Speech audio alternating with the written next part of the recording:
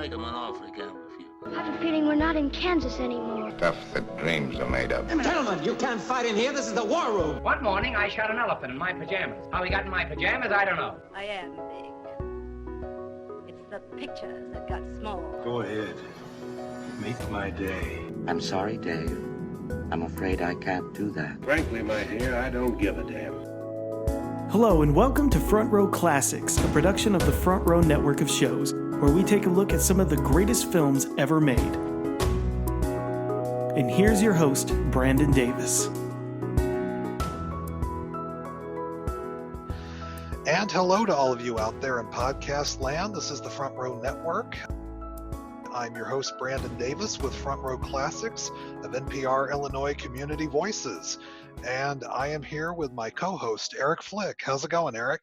Brandon, it's going really well. I'm really excited for what we've got coming up right after this intro. Absolutely. We have a very special guest joining us this month. For most people, for those of you who don't know, I think a lot of our listeners probably do know, but November for a while now has been known as Noirvember, which is a celebration of all things film noir.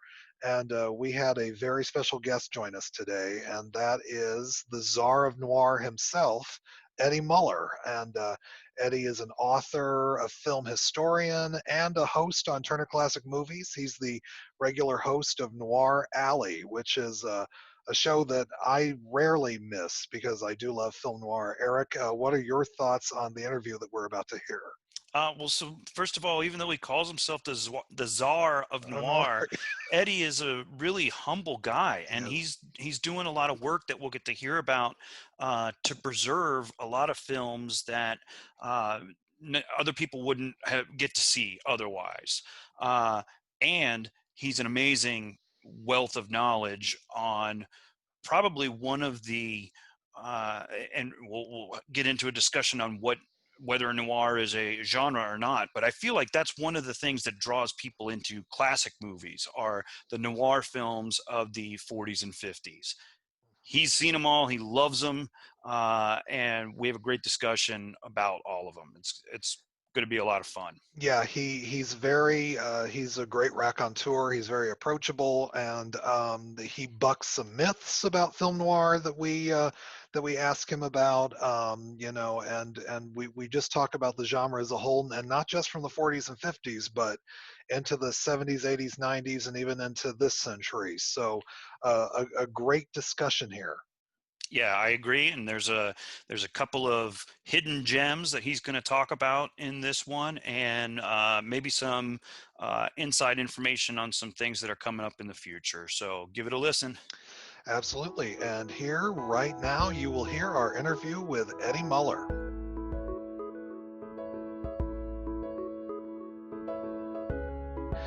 And here we are with Front Row Classics on NPR Illinois Community Voices, and we have with us as our very special guest today, Eddie Muller. How are you, Eddie?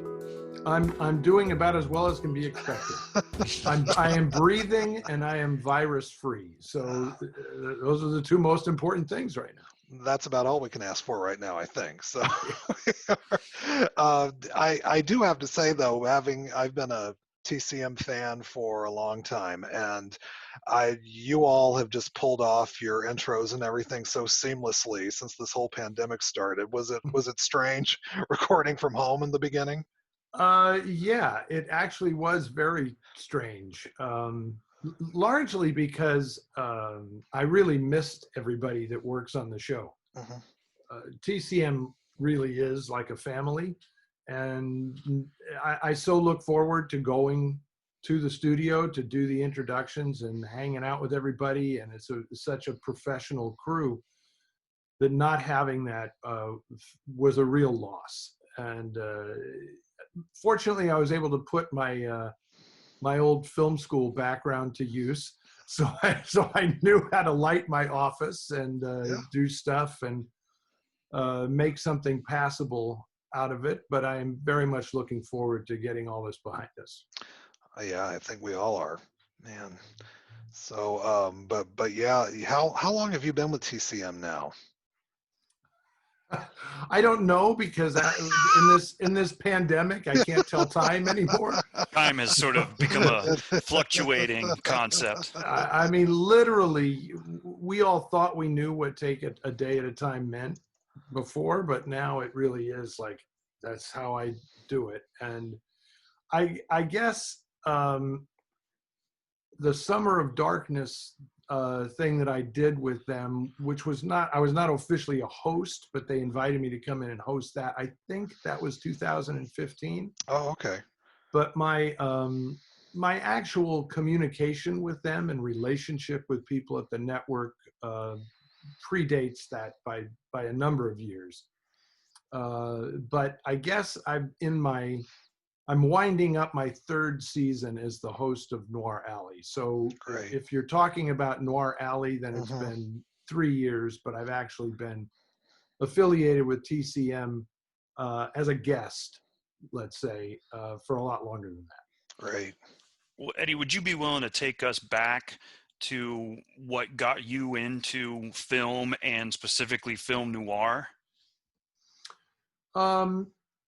Yeah, I mean, I think the bottom line here, Eric, is that I'm a storyteller. So when I go back to my childhood, I'm amazed to find, like, I would draw comic books, I would write stories. I was always very interested in communicating with people as a storyteller, right? And then, of course, I for many years, I was a journalist, which is another form of storytelling. So that was really, it was inevitable that I would do something like that. It was always, I mean, at first I wanted to be a comic book artist and writer, and then a filmmaker.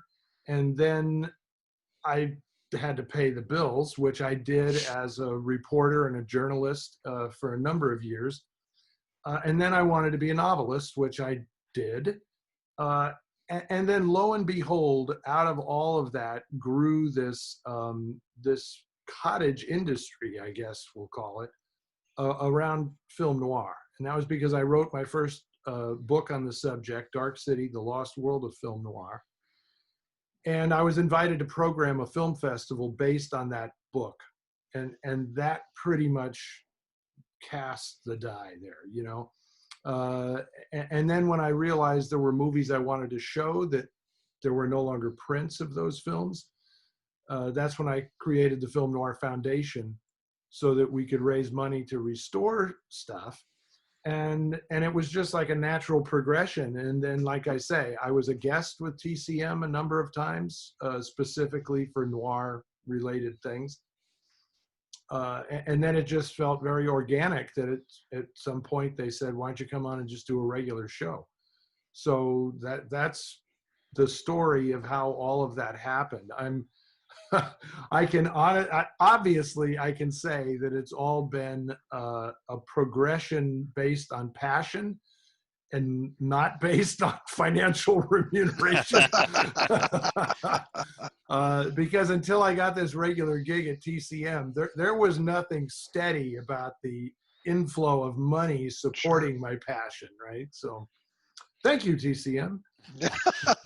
Do you remember when you first saw something and you sort of identified it as film noir, and when that sort of sparked that passion, though? Was there a time when you saw a particular movie or read a particular novel and said, I like this, I need more of this in my life, I need this to be the way I tell stories and see stories? Yes, it all happened in my early teens. And I'm glad you mentioned read something, because to me, it was a double-barreled thing. It was the movies and the books, right? So I remember distinctly, I would watch Dialing for Dollars on the local affiliate out here, KTVU TV in Oakland, California. And I would see a lot of the older films that are now, you know, I'd watch them on TCM now, but TCM didn't exist back in the dark ages of the early 1970s when I was watching this stuff. Yes, and it was, I didn't know it was film noir, but it resonated with me, and I knew these were movies I liked, like Thieves Highway and The Big Heat and Night in the City and stuff like that. And then I started reading stories. I started reading the Dashiell Hammett stories. I saw Chinatown the day it came out, and Chinatown definitely, it's like connect the dots, right? And then Chinatown, when people started referring to it as a Raymond Chandler type thing, then I read the Chandler books, and like so many people, they were a colossal inspiration to me. I think Chandler has probably inspired more people to become mystery writers than any other writer ever. And it's just the beauty of the language and the world view that kind of seeps out of those books was very formulative for me. It's interesting. I do find in those kind of stories, even though it's kind of a darker world, there is kind of a comfort in noir stories almost. You can almost sort of kick back and just let your mind go almost. Absolutely. I mean, I always describe them as like the Hollywood's anti-myth. I mean, the myth of Hollywood is happily ever after. You know, it's going to work out, right? And noir is the exact opposite. You know, it's the flip side of that coin. Like, no, it's not. You may think it is, but it's not. Trust me, it's not going to work out.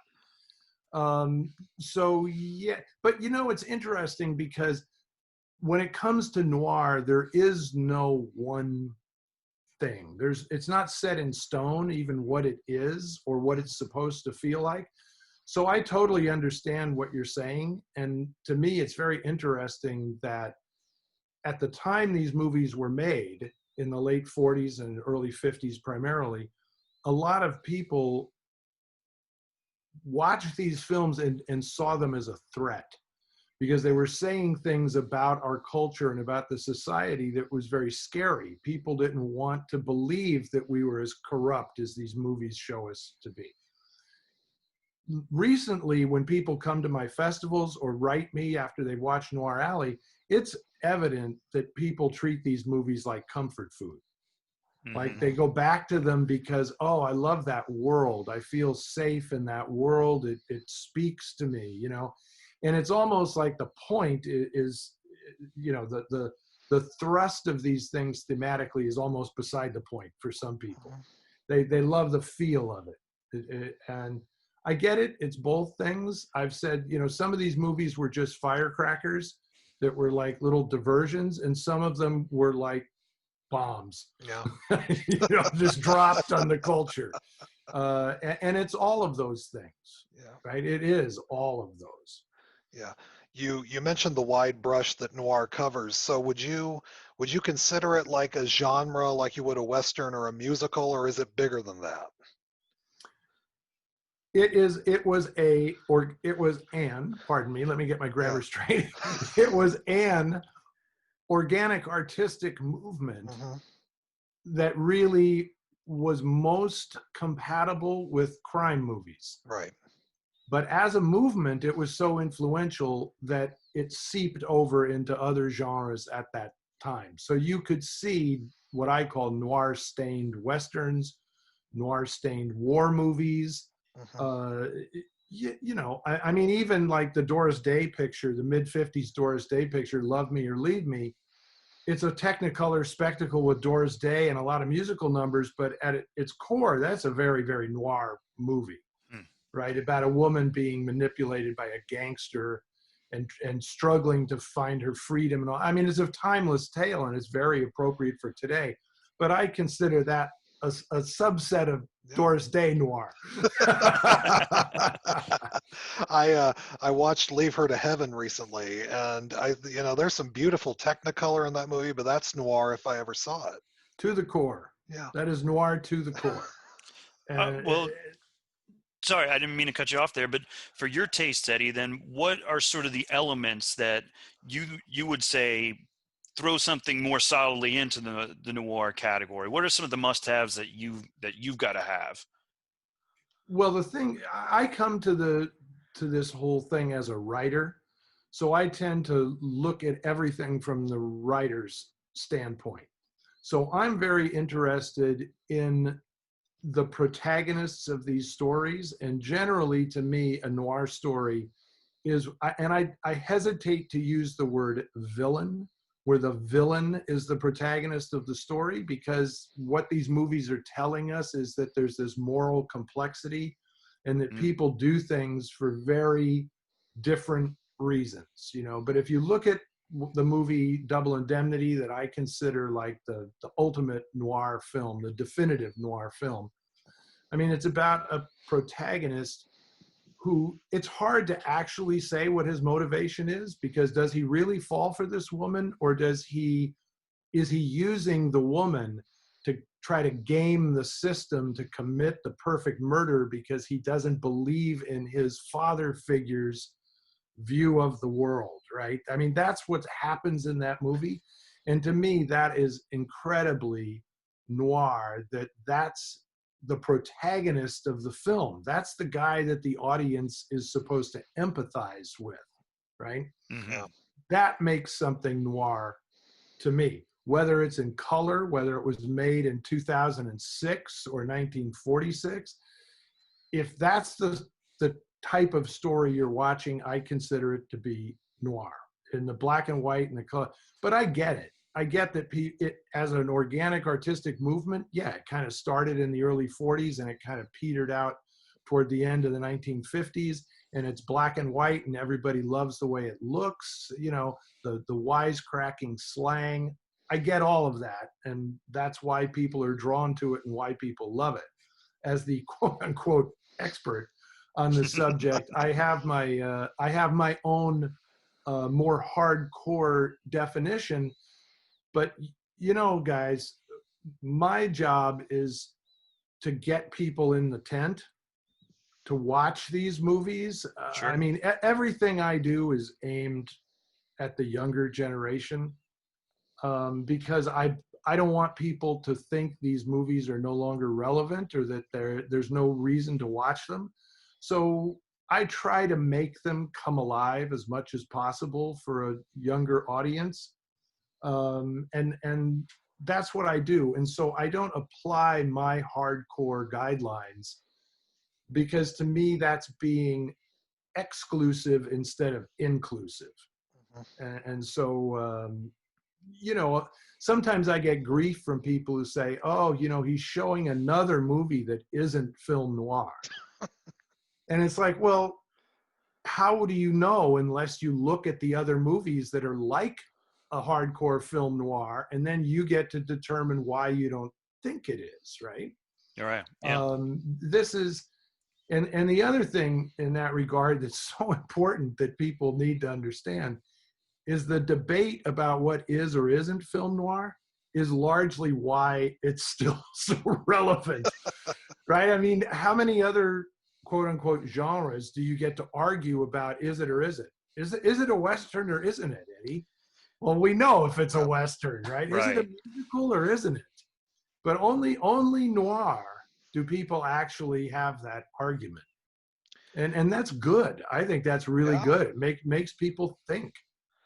Yeah, I love your little noir or not videos on YouTube. I think that's great.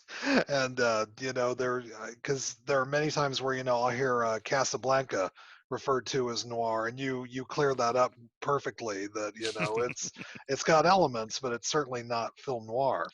No, that's a romantic adventure melodrama. If Bogart, you know, died at the end or killed somebody, or you know, so if he killed, you know, Laszlo Kovacs, you know, Paul Henry to be with Ilsa, and then it didn't work, that would be noir, right? And then he's left alone and goes to prison. Yeah, that would be a film noir.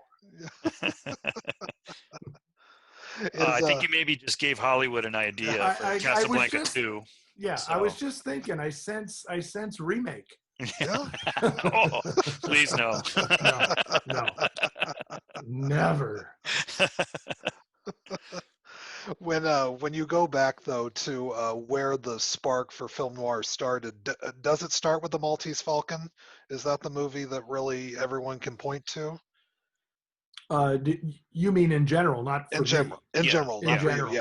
Yeah. No, I think it actually predates that. But Okay. But honestly, for the sake of convenience, the Maltese Falcon is a point of convergence where everything sort of happened at once in the timeline, because it incorporates. See, noir really grew out of the 1930s. It was the anxiety and the fear that people felt from the Depression that really informed the stories that are the basis for noir. So when you read Hammett, or when you read James M. Cain's novels, Double Indemnity, Postman Always Rings Twice, those are Depression era novels. And the things that are torturing people in those books have everything to do with the economic collapse of the country and all of that stuff. But because it took John Huston and Bogart to do the Maltese Falcon right, and it wasn't until 1941 that it came out, that it falls into another era of filmmaking, and it just happens to be the earliest example of 40s crime movies. If you really look at the Maltese Falcon, it doesn't look that much like film noir. It doesn't have the look of later films that we associate with the movement.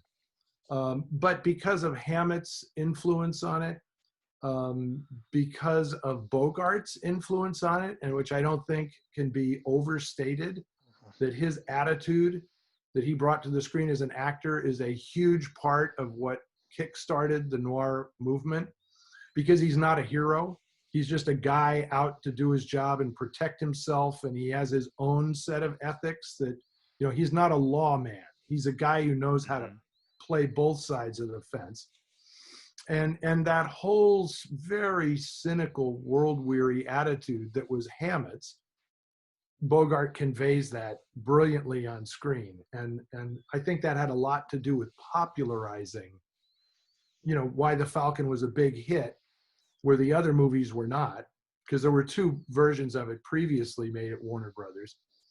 And then the influx of European emigres who sort of changed the look of movies in Hollywood had a lot to do with just doing something new and exciting that everybody wanted to jump on that bandwagon, right? So every studio started doing them.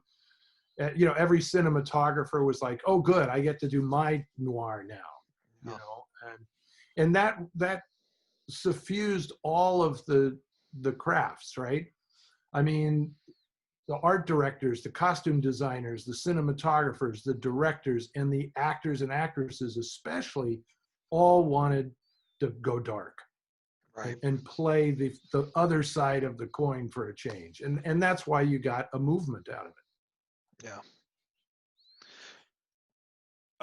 And you've given us some really good examples of some movies that sort of toe the line between noir and maybe some other categories. And we know too, we did a little bit of research and saw on your website that you've got your list of the 25 greatest noir films. But is there one out there for our listeners that flies under the radar?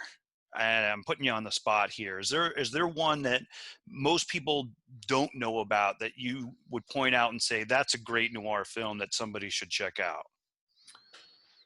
Sure. And I just want to clarify that boy, I should have learned my lesson about the internet a long time ago. Because when I put that thing on my website, it must be 12 or 15 years ago now. Mm-hmm. I said, these are the 25 noir films that I think will stand the test of time. And everybody shortens it to Eddie's picks for the greatest noir films. I just did that. I apologize. Yeah. No. It's okay. I say it was my mistake. I should have made two separate lists or something, because people really want to hold me to account for that. But to answer your question, I always say to people, look, if you don't know anything and you want to get a quick grasp of what noir is, you want to watch Double Indemnity or Out of the Past. Those are the two films that nail it. The one that flies under the radar for people who maybe, I like this, but I haven't seen everything. The movie I recommend is Crisscross, the Robert Siodmak directed film with Burt Lancaster and Yvonne DiCarlo and Dan Duryea. Crisscross is one of my all-time favorite films. Not quite as well known as, you know, Double Indemnity and The Big Sleep and The Third Man and stuff like that. That is certainly one. I mean, there's all of the films that I have restored through our Film Noir Foundation, like The Prowler and Cry Danger and Try and Get Me and Woman on the Run. Too Late for Tears is one that actually was completely lost until we actually were able to restore that film. That film was like the Holy Grail. It just disappeared because it was an independently made film and it had no protection from a major studio. And, you know, it's an Elizabeth Scott movie with Dan Duryea and Arthur Kennedy. So stars of their time, but they're not Humphrey Bogart or something like that. So Sure. it definitely flies under the radar. And that's a hugely entertaining movie that's just full of double crosses.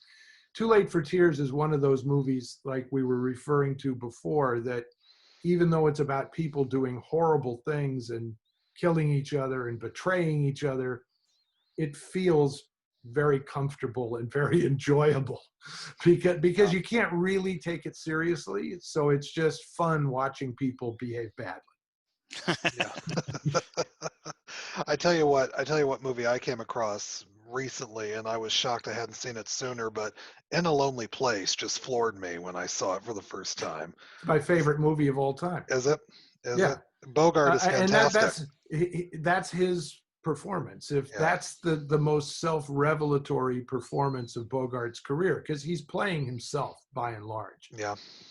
And I think Nick Ray really felt, the director really felt, you know, that he was telling his own story as well. Self-destructive men. That's a big aspect of the noir genre, right? And that movie sort of nails it in a very adult and intimate way, because there's no gunplay. There's a murder, but it doesn't happen to a major character in the movie. By the way, I knew that woman. And it's interesting, the woman who is the murder victim in a Lonely Place, the hat check girl who comes home to his apartment, her name, believe it or not, was Martha Stewart. That's the actress's name. And she was a doll. And I did a couple of interviews with her along with screenings of the film where she talked about making that movie, and she was exactly like the character in the movie. Exactly. Wow. Even though she was like almost 80 years old when I interviewed her, she had that same naive, ingenuous quality, you know, where she just wanted to please you. And it's like, I hope this is the answer that you wanted or expected. And it was like, man, this is incredible. This woman, they cast her perfectly. Is there somebody that you've gotten to meet or you've gotten to interview from the film noir world that, you know, has been your favorite person to meet, that lived up to your expectations the most? Well, the one that was they've all been great. I mean, I have to tell you, there isn't a person that I have interviewed that I've come away saying, what a loser. Well, yeah, there's one. There is one. But I need not say it because everybody else has said it as well. So it doesn't have to be said. But I did a book called Dark City Dames about 6 actresses who were synonymous with film noir, and they were all wonderful. And we became very good friends, and I'm sad because that was 6 funerals I really didn't want to attend, and that's happened, you know. But the person who surprised me the most was Ricardo Montalban. Wow. Because he didn't make a lot of noir. He made like 2, Border Incident and Mystery Street, right? And a few others in which he's a supporting character. But he was just a magnificent interview and a wonderful man. And he came out to do it even though he had the worst back problem I've ever seen. I have a bad back. And watching him, it took him like 5 or 6 minutes to get from his seat up to the stage because he moved so slowly, and yet he had this regal quality about him, and I really admired that guy, and he was very boy, too bad he didn't live a little longer. I would have loved to have seen his reaction to current events, because he was defiantly Mexican. Oh, wow. And he made a point of saying, Hollywood never let me play what I am, which is a Mexican. They made me play a Cuban, a Venezuelan, everything but what I am, which is Mexican, proudly, you know. And Yeah. he was really a beautiful guy. Fantastic.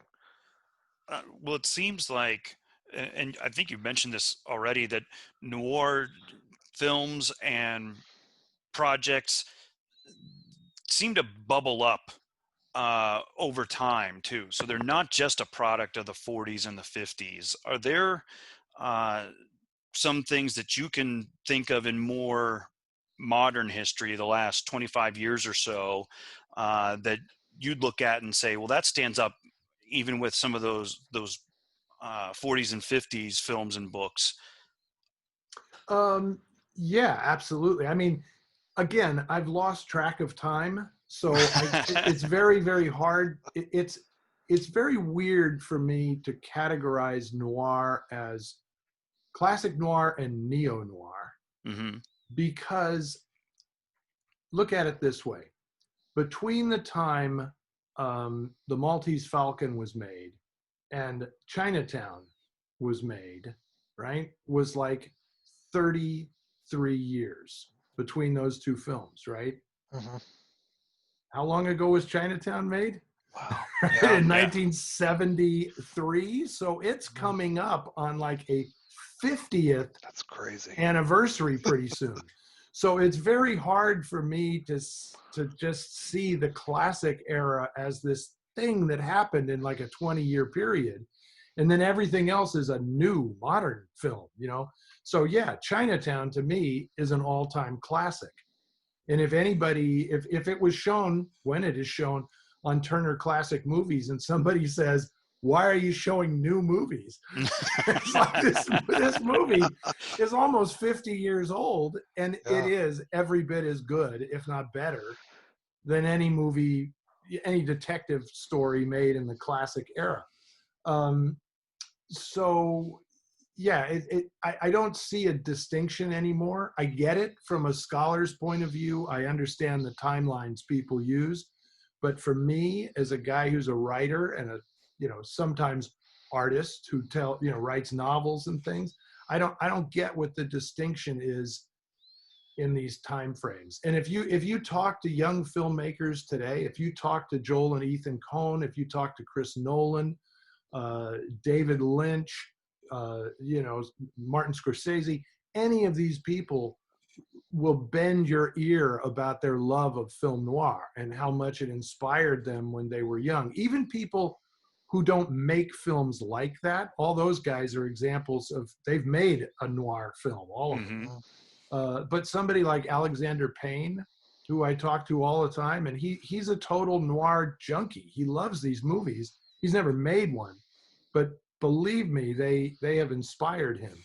And I always say that the reason young filmmakers gravitate toward noir is because you don't need much to do it, right? You lock a man and a woman in a hotel room with a gun in the drawer, and it's noir. I mean, that's it. So you can make that movie. You don't need a huge budget or anything. And so many filmmakers cut their teeth on these kinds of films because they're manageable, just like they were back in the 40s when studios would, a lot of noir came out of the B units where they didn't have money, they didn't have time, they didn't have the top level stars. It's a mistake to think that noir, that's what noir is. It's B movies, because it's not at all. Right. I mean, Double Indemnity is as A as it gets, right? But yeah, they're minimalist. That's something that's very important about noir, because they're about people who exist in the margins. They are by their very nature kind of minimalist. There's no big budget cast of thousands noir film. Sure. That doesn't exist. Ryan Johnson did a very successful noir in a high school with Brick. Excellent example. Yeah. Excellent example. Yeah, that was a modern Maltese Falcon. It was. I mean, Absolutely. there are distinct references to the Maltese Falcon throughout. I loved Richard Roundtree in that movie, because when he calls Joseph Gordon-Levitt into his office, like he's one of the cops in the Maltese Falcon, he's like playing the Ward Bond or the Barton McLean character, and he says, "If you don't shape up, I'm going to see you at the parent-teacher conference." That was fantastic. Yeah, but going back to the sort of golden age classic era of noir, was it World War II ending that really did it sort of finally give these filmmakers permission to explore these stories now? Because I feel like during World War II it was really everyone's mission to keep morale up, but now that things were sort of back to normalcy, it gave them that freedom. I think you can make that argument, definitely. I think that artists, the rise of recently, the renaissance, if you will, in pre-code cinema. Yeah. People discovering pre-code cinema shows that noir could very well have happened sooner, right? Because a lot of those movies and those stories are very dark, very adult, very sophisticated. I'm thinking of pictures like Beast of the City or OK America or, Laughter in Hell, stuff like this. Safe in Hell is another one. A lot of hell movies, 2 Seconds with Edward G. Robinson. These are all kind of very noir films.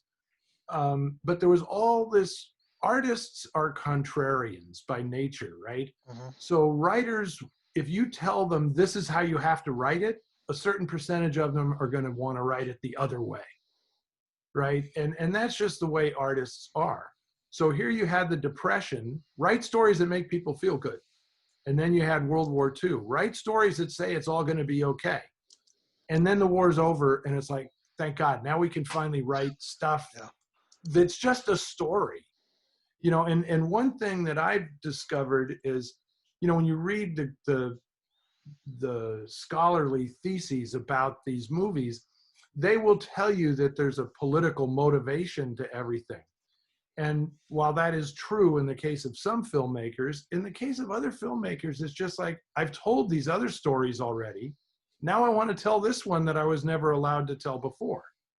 So that's where you're right, Brandon. It's sort of like, now we've fought to save freedom for the world, and one of those freedoms is we can now tell the stories that we want to tell. It didn't last for long, I have to tell you. Because so many of them wanted to tell the same kind of story that it got scary. And theater exhibitors said, enough of this stuff, and that sort of dovetailed with the Blacklist and the whole anti-communist witch hunt, where it was like, well, let's root out, some of these people really seem to hate America, so let's root them out, and all they were doing was just telling a different story, right? Absolutely. It wasn't like they hated America. It was just like, well, we've heard that one a million times, let's do this one now. And it cost them, in some cases it cost them. Yeah. Was there one studio at that time that you feel did noir best, that seemed to crank out the best examples of noir? Well, a couple stand out. I mean, there are some surprises in that regard. I mean, I want to say Warner Brothers, because Warner Brothers during the Depression was making the tough, socially conscious movies, especially when Daryl Zanuck was head of production there. But RKO, before the takeover by Howard Hughes, I always call it the House of Noir, because they understood that the stories didn't cost a lot to make. It fit with their production philosophy. Don't spend a lot of money. Tell interesting stories. They weren't MGM, in other words. They weren't going to break the bank, and they didn't need big stars and all that stuff. So MGM was the anti-noir studio, Right. even if they would go on to make the Asphalt Jungle. Yeah. But a studio like Paramount, it's kind of surprising that you wouldn't think that. But then when you look at it, they did This Gun for Hire in 1942, The Glass Key in 1942, Double Indemnity in 1944. Those are three major significant titles in the earliest part of the film noir movement, and they were all made at Paramount. So that's kind of surprising. And Fox certainly did their share of noir films, as did Universal. I mean, everybody got in the act. MGM was the one that was vociferously opposed to it because Louis B. Mayer hated that stuff. Yeah. But then Dory Sherry came over to take over production from RKO. And that's when you saw pictures like Border Incident and Asphalt Jungle and Scene of the Crime and stuff like that start getting made at MGM. Wow. So what can we expect to see coming up on TCM and your program, and what else from you? On TCM, I'm rolling. I'm just gonna do what I do, you know. Great, keep doing it. And we love it. We're booking the 2021 season on Noir Alley right now. There will be some surprises. I hope people make that trip with me, because we might just leave the United States for a few films. Excellent. And we are in the midst of doing a Noir City International Film Festival that runs through the 29th of November, and that is entirely online. You know, I do 8 film festivals around the country every year through the foundation, and they're called Noir City as opposed to Noir Alley. And we're doing a program of 19 movies now that people can stream online that has been hugely successful. I was really trepidatious going into this. I didn't know what to expect, and our partners at the AFI Silver Theater have said, you know, the advanced ticket sales passes, meaning people committing to watch all 19 movies, have exceeded any festival they've ever staged. Wow. Online or live. Wow. So that's absolutely fantastic. So I have all that stuff going on, and I'm looking into what the world is going to look like in 2021. Like, if we get a vaccine and if we're able to go back to normal life, I mean, I'll go back to a movie theater right after I go back to the bar. That is just killing me. It is killing me that we can't go to bars right now. And then in July of next year, Running Press is reissuing my original film noir book, Dark City: The Lost World of Film Noir, in a revised and expanded edition. So what I've learned in the intervening 20 years will now be in that book, which will be reissued in a fabulous deluxe hardcover edition that I am very excited about. Fantastic. We'll have to have you back to talk about that. Sign me up. I'll do that. Eddie, I got a hard-hitting question here for you too. So when the bars open back up, one of our listeners or viewers bumps into you at the bar, what do they need to buy you? What's the drink of choice? Oh, well, actually, the bartender cannot make a martini better than I do. So I don't actually order that too often in bars. So generally, when I go into a bar, I watch the bartender, and if I feel this person really knows what they're doing, then I will say, "What's your favorite drink?" and then I'll drink what they make, because then I learn something. I hope it's something I don't know, right? If they don't know what they're doing, then I order bourbon neat.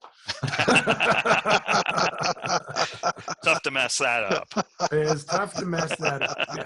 Yeah.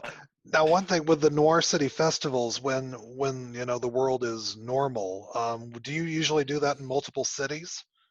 Yes, we do it in San Francisco, Hollywood, Seattle, Austin, Texas, Chicago, Detroit, Boston, Silver Spring, Maryland, which we call Noir City, DC, but it's actually Silver Spring, Maryland. And then I've done a lot of shows overseas as well, in Europe, and I'm looking forward to doing that next year as well. I have a standing invitation to go to Paris and do a Noir City show. Great. In Paris, which I've done one, a really extensive one at the Cinémathèque Française, which was 40 films, and it lasted a month. Wow. There are worse gigs than spending a month in Paris, presenting classic films to a really, really appreciative audience. The French are just totally gung-ho about movies, and it was a trip to, because when I did that, it's a normal size theater. It's a Cinémathèque. It's not like a big movie palace or anything. So there's probably 300 people in the auditorium. And I'm introducing the movie in English. Most of the people are bilingual, but I had great translators. Sometimes I had like great French directors come in to translate for, like Bertrand Tavernier was always there and always willing to translate for me. And it's like, wow, this is deluxe. But you'd look out in the audience and it's like, I recognize there's like actors and actresses and filmmakers that I recognize in the audience.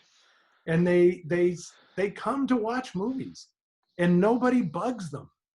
It's not like, when I do the shows in Hollywood, I sometimes get, Alexander Payne will come out, or Quentin Tarantino comes to the shows when it's a movie he hasn't seen before.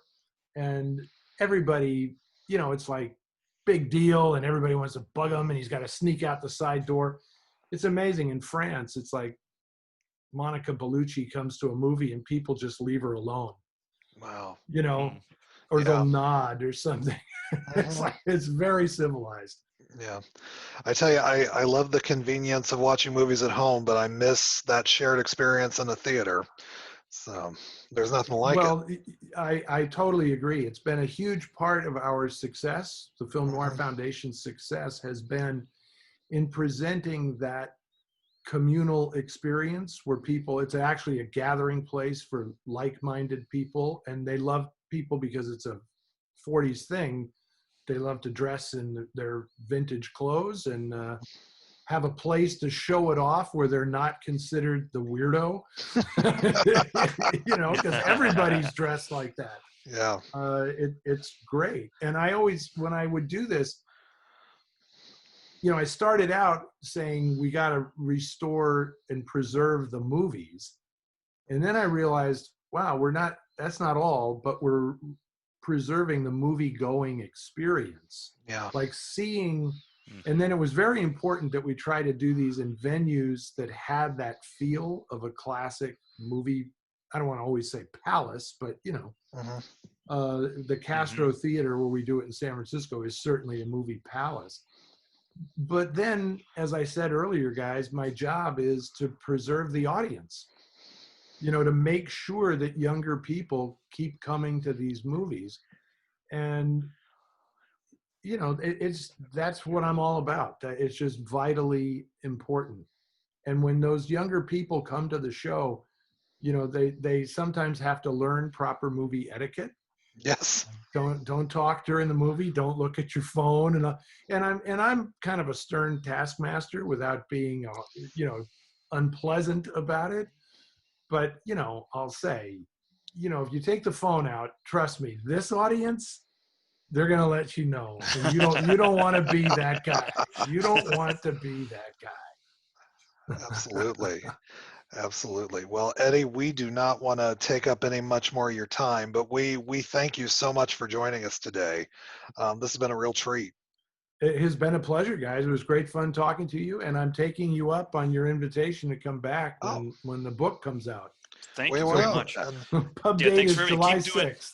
keep doing the. Oh, I'm sorry, I trumped on that. What was the date that's coming out? Pub date is July 6th. July 6th. Wonderful. Very nice. And next time Noir City is in Chicago, I will take the train up. Fantastic. Please do. And of course, introduce yourself. And I'm hoping we'll be back there in 2021. Awesome. And Eddie, is there any social media where anybody can find you or contact you? Yeah, I mean, they can always find me through like the Noir Alley Facebook page or the Twitter feed or something like that. I mean, I have my own accounts, but I really steered clear of social media during this quote unquote season, if you know what I mean. Yes. I get it. And I got to tell you, it was very refreshing. I bet. So, and also obviously we want people to go to Film Noir Foundation, all one word run together, filmnoirfoundation.org, because that's the home of the nonprofit foundation that I run that actually does the work of finding and restoring and preserving these films. So that is near and dear. I'm really thrilled to say that even though we've been out of theaters since March, online donations to the foundation have exceeded previous years because people are just being so kind and so generous, knowing that we don't have the festivals to raise money.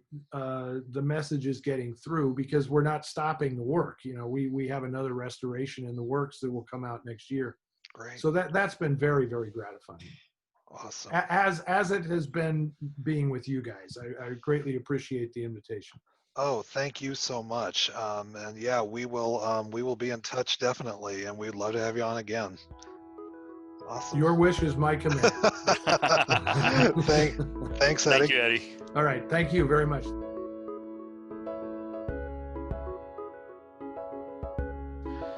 Man, Eric, that was quite an interview. He's a great guest, and I am excited that he's willing to come on again. Absolutely. One of the best things that came out of that too was the fact that they are preserving films. And right at the end of the interview, he gave the website for the Noir Film Foundation. If you got a mind to, go and show them some support so that these noir films can continue to live on. And we will, in our NPR posting and everything, I'll make sure to include the website for the Film Noir Foundation as well as Noir City, so that if you're interested in going to a film festival, once we're able to again, and I know a lot of us can't wait until we can do that again, you can find the dates and the locations for that. But yeah, just a great interview, and I'm so glad that we were able to talk to him. And we've still got one more show coming up here at the end of the month. Eric, do you want to tell people about that?